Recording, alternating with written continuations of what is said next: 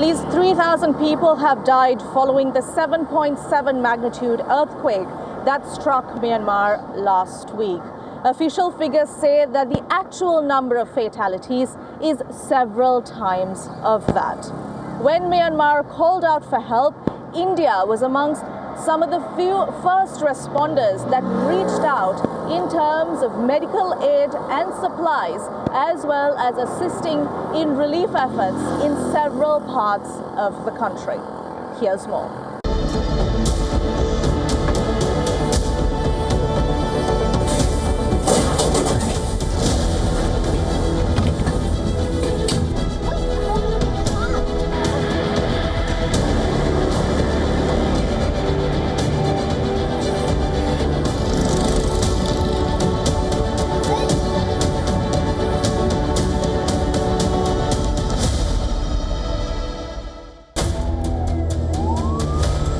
It's nearly a week into the horror.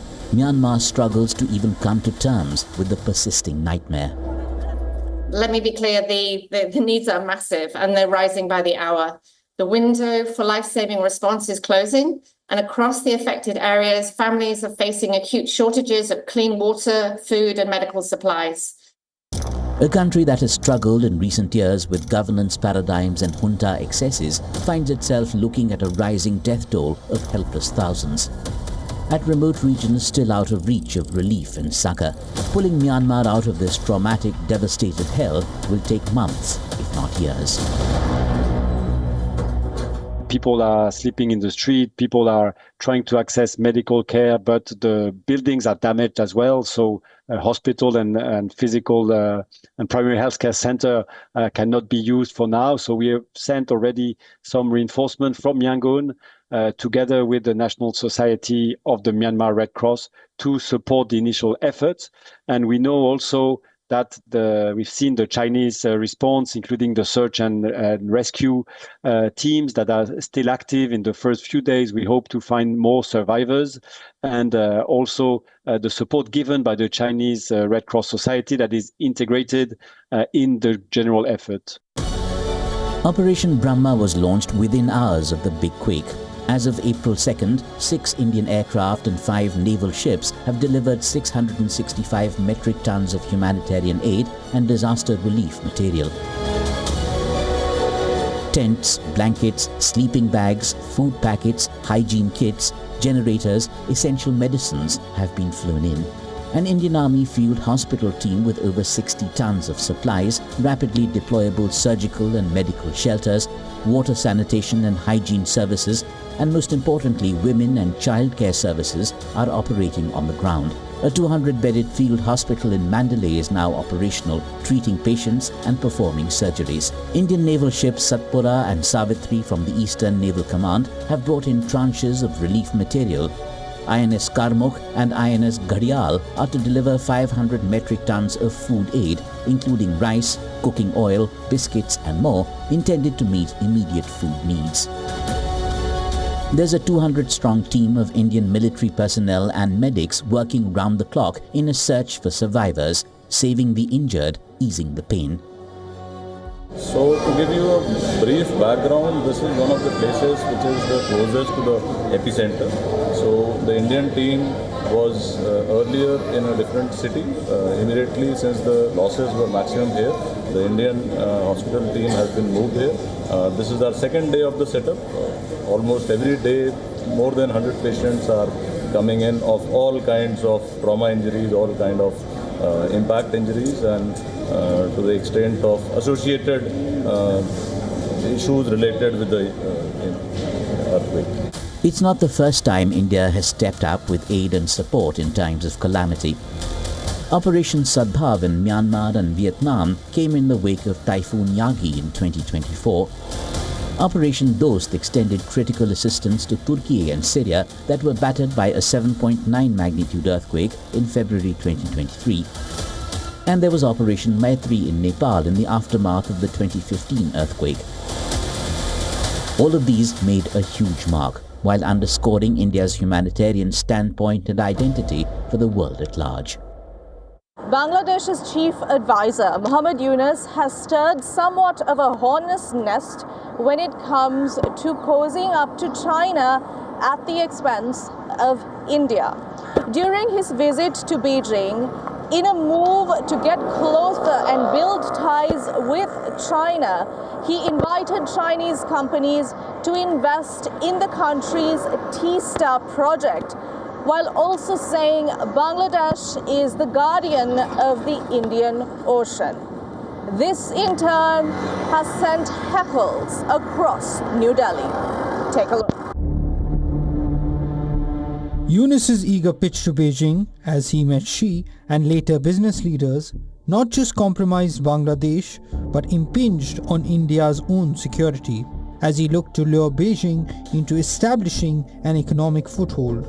Yunus held up Bangladesh's strategic position as leverage for China's expansion ambitions, an obvious real threat to India's northeastern states. 7 states of India, eastern part of India, called Seven Sisters, they are landlocked country, landlocked region of India. They have no way to reach out to the ocean. Indian officials hit out, reading Yunus's moves as a bid to placate China while provoking India. The tongue-in-cheek remark holds the dark potential to rewire alliances and redraw threat perceptions, especially in India's northeast. In the same breath, Yunus invited China to treat Bangladesh as an extension of the Chinese economy, using Dhaka as a maritime conduit to India's northeastern states, Nepal and Bhutan.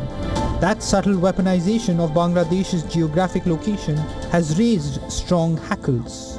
This is a very shocking statement by Chief Advisor Mohammad Yunus. He has absolutely no right to make a statement like that. He knows that the Northeast is an integral part of India, and we have had very close discussions with the government of Bangladesh on access by Northeast India to the Bay of Bengal, and there are formal agreements on this. We must condemn this statement, and I can tell one thing to Bangladesh very clearly, that they cannot expect any rights as a lower riparian if they are not interested in giving rights of connectivity to Northeast India. So they should know this very clearly, and they should not have any illusions about this.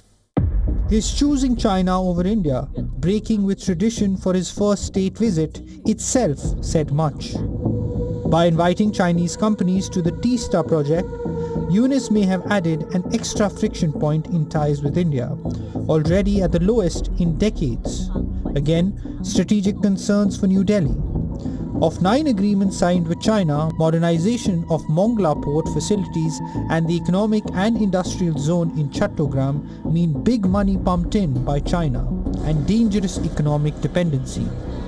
In his distinct tilting away from New Delhi and towards China, Yunus ends up adding another layer of complexity to an already delicate geopolitical landscape. A surge in Nepal's pro-monarchist rallies is a sure sign of a growing undercurrent of dissatisfaction amongst the public towards the country's political parties and the republic. The recent wave of protests even turned deadly, leading to curfews being imposed. Is there a new twist in the country's governance in Nepal? Here's more. The streets of Kathmandu haven't seen anything like this in years. Protests spearheaded by pro-monarchy groups led by the Rashtriya Prajatantra Party for a return to the monarchy, clashes with police. 2 people were killed, curfew had to be imposed.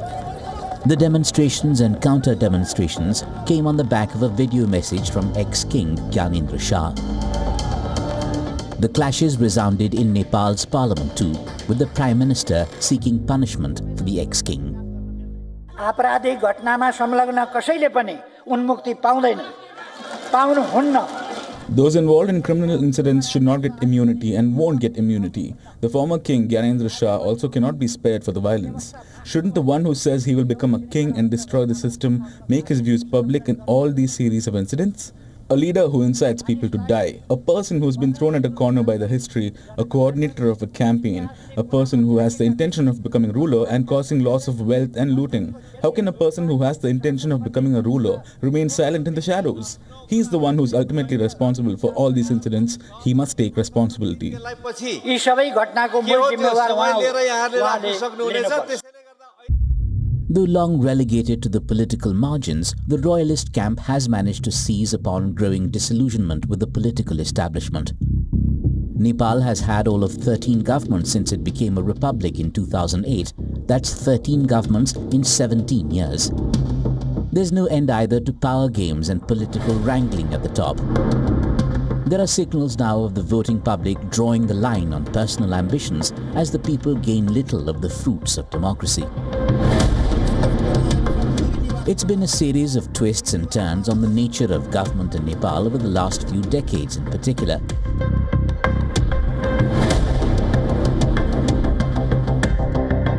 Nepal was an absolute Hindu monarchy for 240 years.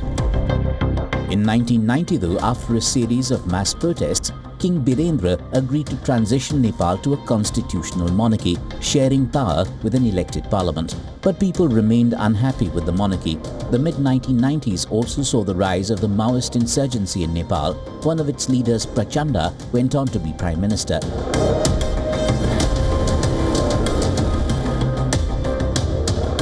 Crown Prince Dipendra, reported intoxicated, killed his family members before turning the gun on himself.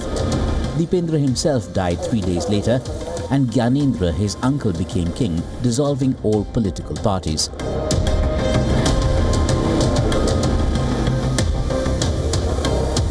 Gyanendra imposed a state of emergency in 2005 to take control of the government.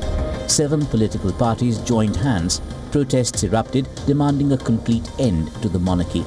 Gyanendra bowed to pressure and reinstated parliament in 2007, and in 2008, the newly elected Constituent Assembly voted to abolish the monarchy. Nepal became a federal democratic republic. 17 years on, alongside a visible support for return of the monarchy, the political leadership rubbishes the idea, firmly calling the monarchy a thing of the past in Nepal. But there's no refusing the fact that the winds are blowing. 17 years of political instability and corruption are having their say. These may be early signs, but is there a bigger twist coming? Afghanistan men's cricket team has made their mark on the global stage. However, their female counterparts are struggling to find the same amount of recognition. Ever since the Taliban took over in 2021, the women's cricket team was since disbanded. Women players have since left Afghanistan and are struggling to find recognition. Take a look at this report by WION correspondent Nikhil Mathur.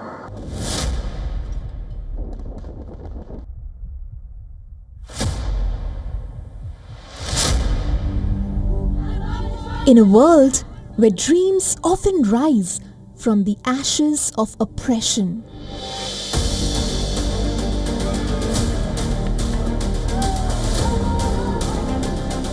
two Afghan women teams stand at crossroads.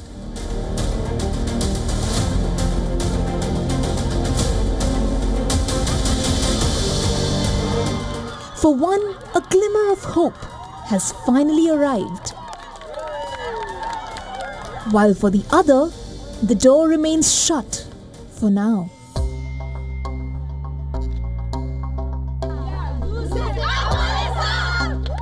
For the Afghanistan women's football team, the long battle for recognition has been won.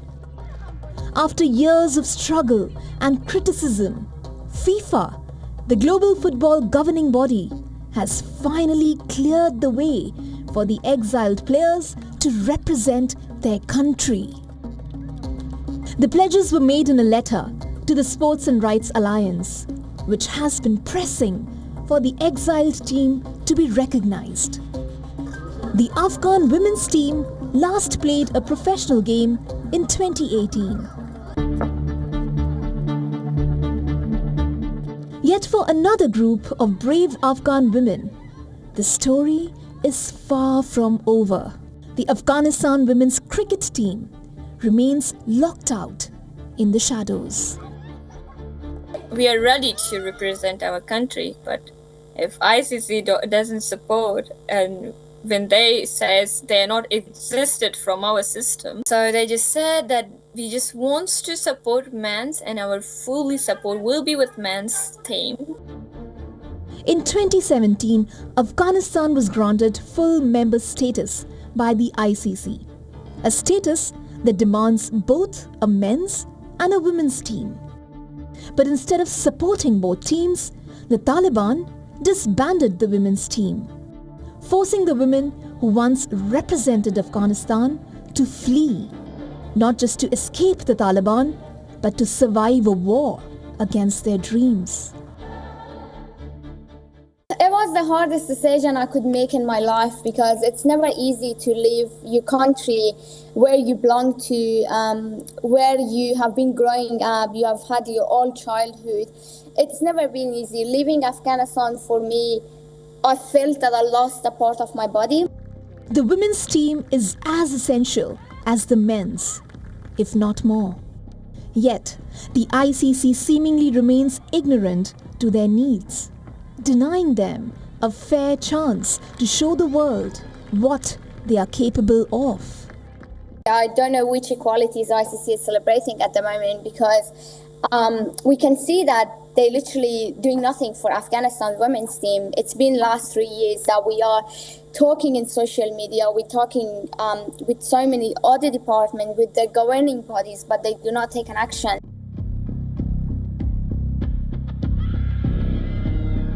On January 30th this year, a group of exiled Afghan women cricketers came together for the first time since fleeing Afghanistan under the Afghan 11 banner. They played an exhibition T20 match in Melbourne. This team is a sign of hope, not only for Afghanistan women, but also the women around the world, that they are facing inequality, they are facing injustice. So yeah, we are fighting for justice, for the rights of women, and we're gonna keep continue until we get that right. Their dreams aren't just about cricket. They're about a right that should never have been denied. To the women of Afghanistan, your fight has not been forgotten. With Nikhil Mathur, Sports Bureau, WION World is One.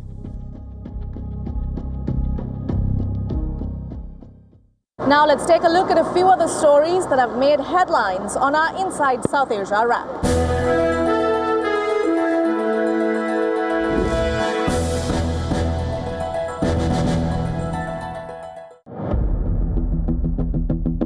A two-seater Indian Air Force Jaguar fighter jet crashed in western Jamnagar city, killing one pilot and injuring another.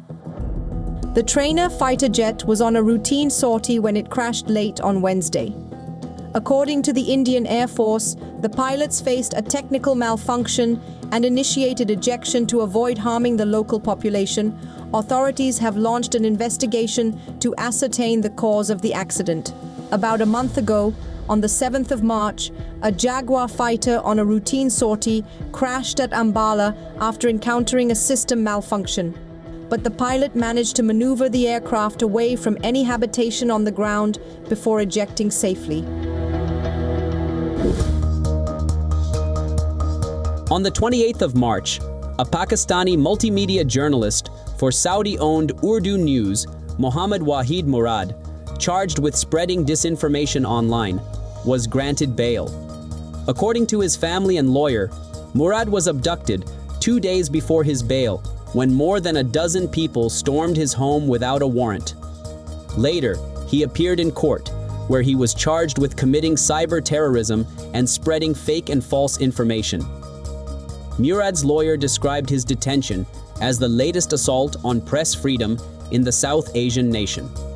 Pakistan is ranked a lowly 152 out of 180 countries in the Reporters Without Borders Press Freedom Index.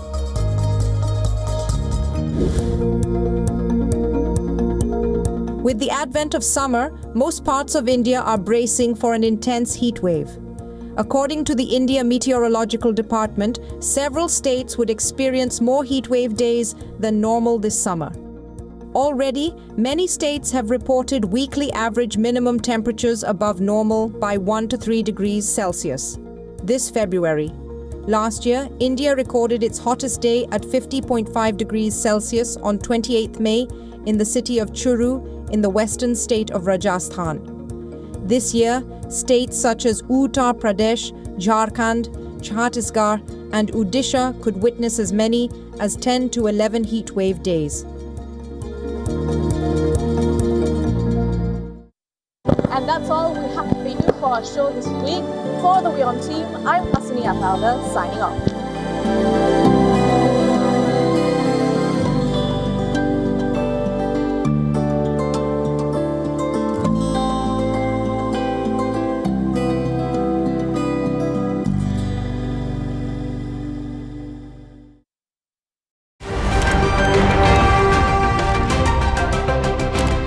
Ready to dive into your daily dose of news?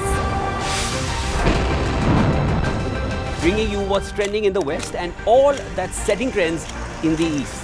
And all of this served up with a side of insightful banter. We don't just bring you the latest stories. We bring you your talking points for the day.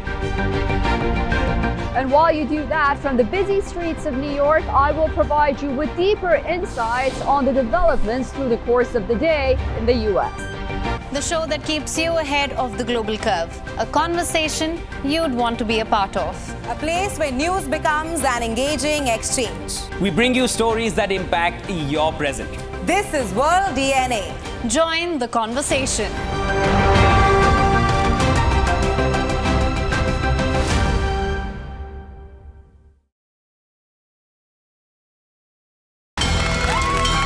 From the bustling trading floors of Wall Street to the vibrant exchanges of Asian stock markets, WION breaks it down for you to make sense of what's happening, as we reveal the key factors behind events, strategic battles, and the game-changing business decisions that shape the world.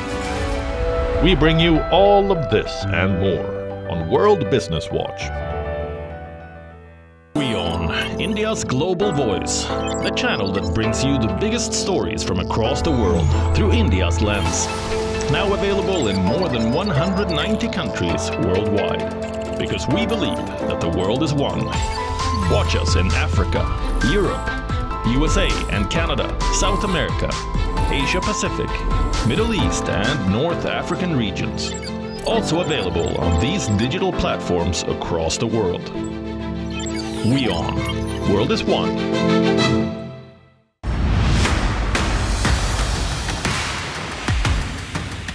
This week on the West Asia Post.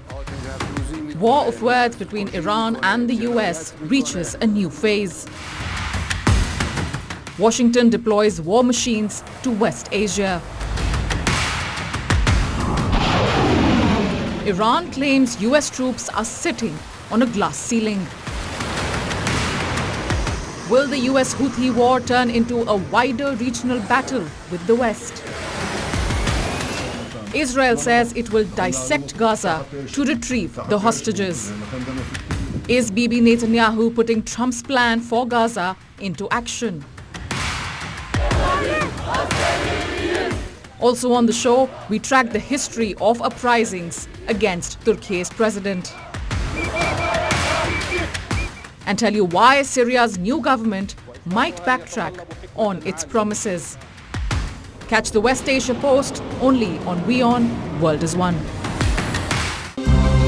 To bring the benefits of the Subhash Chandra Show to your educational institution, teachers and students, send an invitation to Juhi Jha at juhi@such.org.in. YO1 Health Resort is unique, the only one of its kind. Experience the 4 paths of natural wellness: yoga, Ayurveda, acupuncture, and naturopathy. Each uniquely customized program improves the whole person to make every person whole. Come to YO1 Health Resort. Make your reservation at yo1.com.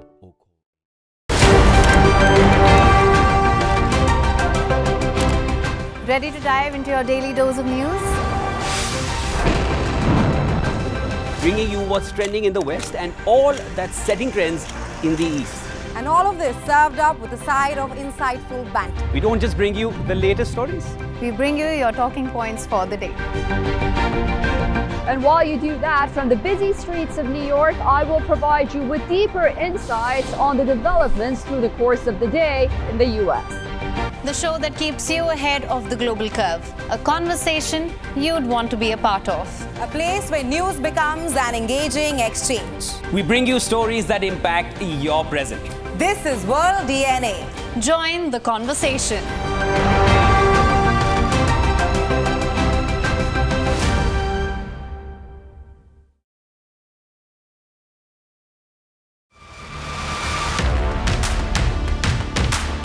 Imagine a world where owning your dream asset is just a click away, where wealth is no longer exclusive to the few. Tokenization, the game changer, transforming assets into digital opportunities.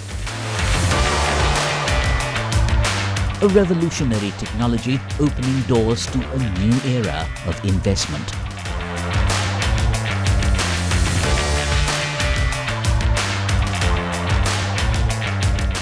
Don't miss Token Money Magnet, a bold initiative by Kalp Foundation. Only on WION World is One.